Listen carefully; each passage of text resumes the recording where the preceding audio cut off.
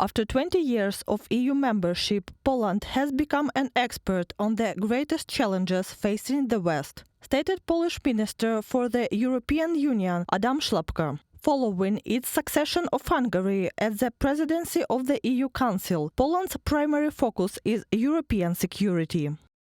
As one of Ukraine's staunchest supporters since Russia's aggression in 2022, Polish Prime Minister Donald Tusk announced that Warsaw will play an active role in negotiations during its presidency of the European Union.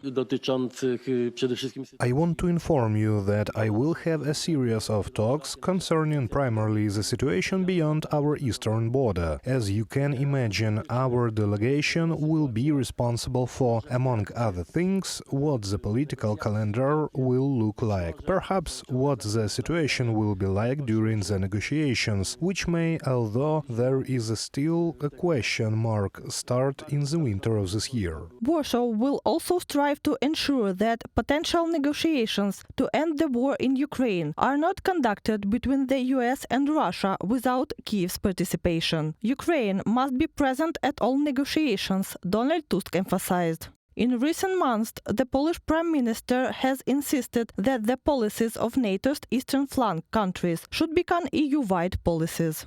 Specifically, Warsaw advocates for Ukraine's swift accession to NATO. Tusk reiterated this stance during a meeting with Ukrainian President Volodymyr Zelensky. Ukraine has always been able to count on Polish support when it comes to NATO membership. Nothing can change in this regard. If it were up to Poland, it wouldn't take more than one day. But you can count on our diplomacy and our actions here. We will do everything we can to make the prospect of NATO membership for Ukraine ever closer. We are aware it's not an easy path. The Polish Prime Minister also stated that his country is ready to support Ukraine in becoming a full member of the European Union. Kyiv, in turn, hopes for progress in EU accession negotiations under Poland's presidency. I look forward to working closely with Polish Foreign Minister Radosław Sikorski to implement the EU-Ukraine agenda. Volodymyr Zelensky, President of Ukraine, on social network X. During its EU Council presidency, Poland plans to develop several work streams, including extending military aid, utilizing frozen Russian central bank assets to benefit Ukraine, strengthening EU sanctions against Russia and Belarus.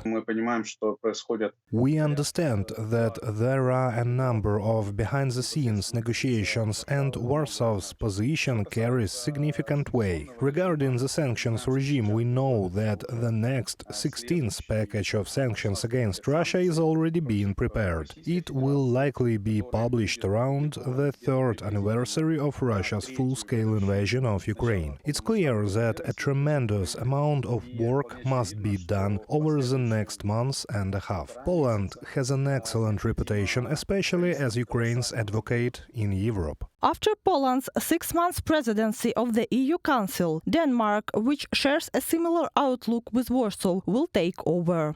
According to Piotr Lukasiewicz, Poland's charge d'affaires to Ukraine, this means Ukraine can expect significant support from the EU in 2025. Reported by Katerina Bastun, KD, UATV News.